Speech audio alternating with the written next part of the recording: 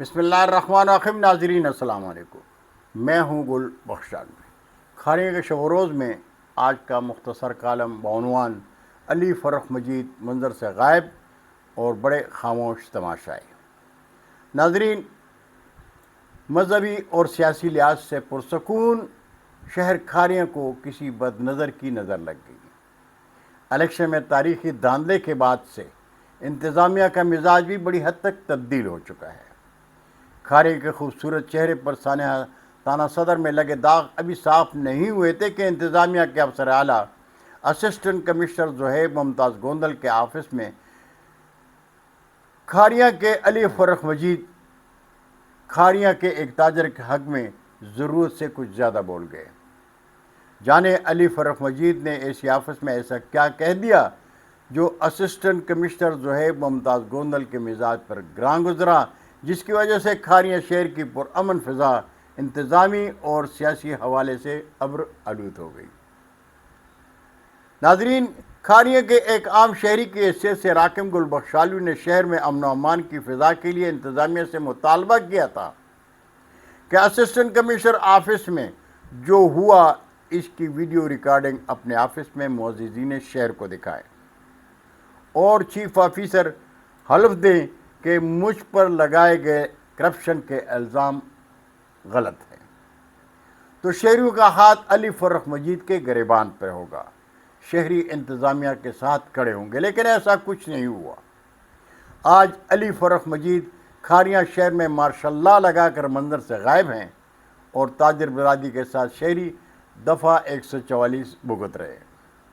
کھاریاں شہر میں قومی سیاسی جماعتوں کے وہ ترجمان جو انتخابات کے موسم میں ہم شہریوں کی نیندیں حرام کر دیتے ہیں، وہ بھی خاموش تماشائی ہیں۔ انہوں نے بھی سچائی کو بے نقاب کرنے کی کوشش نہیں کی۔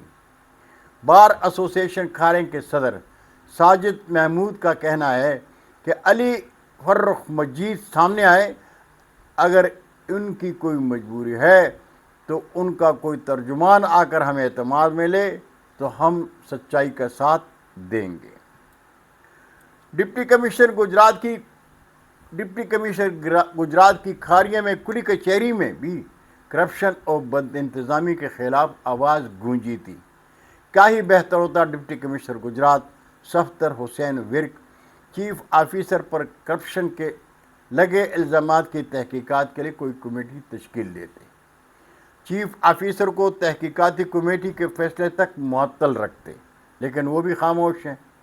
مسلم لیگ کاف کی ضلع گجرات میں حکمرانی بے نقاب ہو گئی، اس لیے کہ خیرات میں ملی حکمرانی بے جان اور بے آواز ہوتی ہے، اور یہ سچائی ڈپٹی کمشنر گجرات سے بہتر کون جانتا ہے۔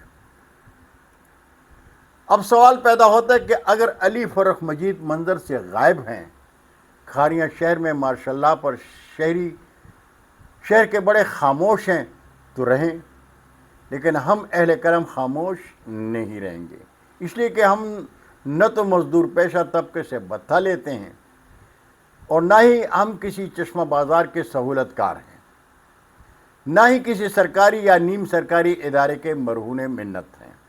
ہم اہل قلم اس لیے بھی خاموش نہیں رہیں گے کہ معاشرے میں مجرم اور مجرم کے سہولت کار کو جانتے ہوئے بھی اگر ہم خاموش رہیں گے تو ہم خدا کے بھی مجرم ہوں گے۔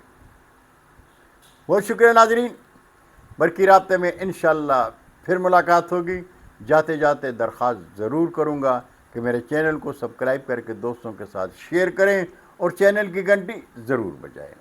اللہ ہم سب کے پاکستان کا حامی و ناصر ہو۔